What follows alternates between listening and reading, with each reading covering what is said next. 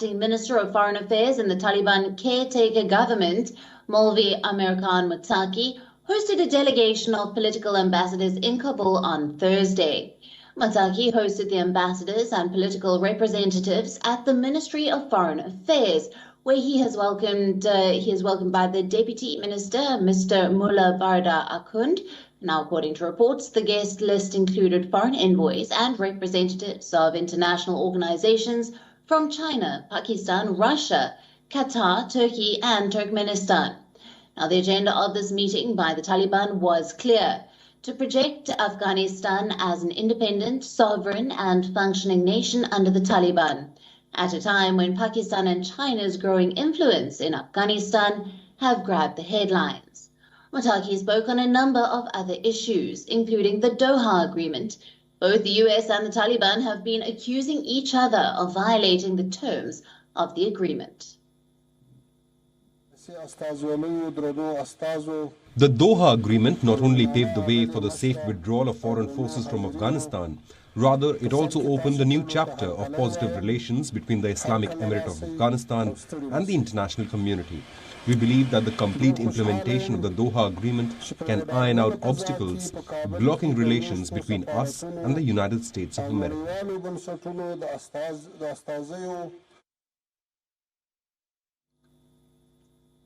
The Taliban also claim that Afghanistan does not want to be a sacrificial goat of competition, among others. He also highlighted Afghanistan's geopolitical, historical, and civilizational significance.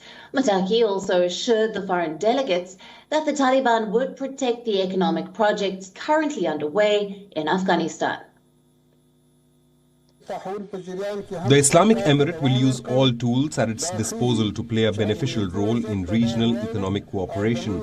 We have preparations for the completion of TAPI, CASA 1000 and other such projects, and believe that as an economic corridor, Afghanistan has the capacity to help in bringing about great economic change in the region.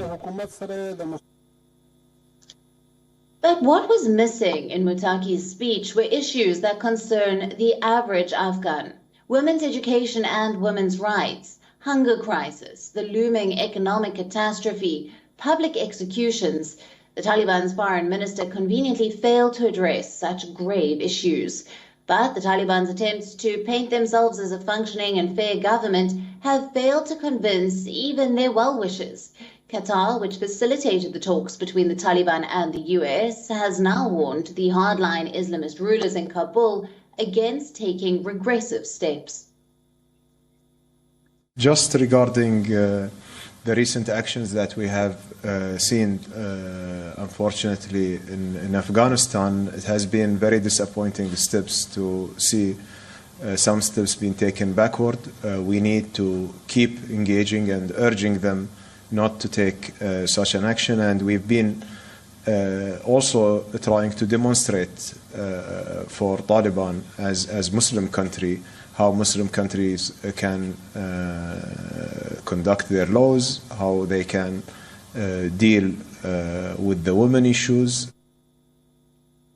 He also advised the Taliban leadership to look towards Qatar as an example of how a Muslim state could operate. In their previous rule in the 1990s, the Taliban had barred girls and women from schools, jobs, and public life. We have one of the examples is the state of Qatar, which is a Muslim country. In our constitution, our system is an Islamic system.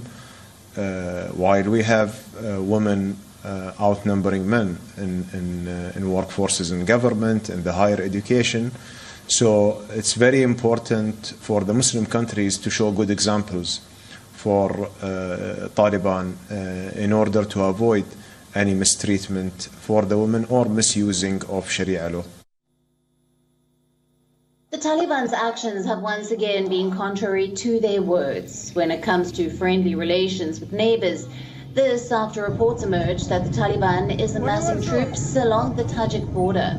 According to the Taliban's own information, tens of thousands of Afghan special forces fighters have been deployed along the border. Tajikistan has refused to recognize the Taliban-appointed cabinet in Kabul and has lashed out at what he describes as violations of human rights. In the Taliban siege of the Panjshir province, Russia has urged both sides to exercise restraint.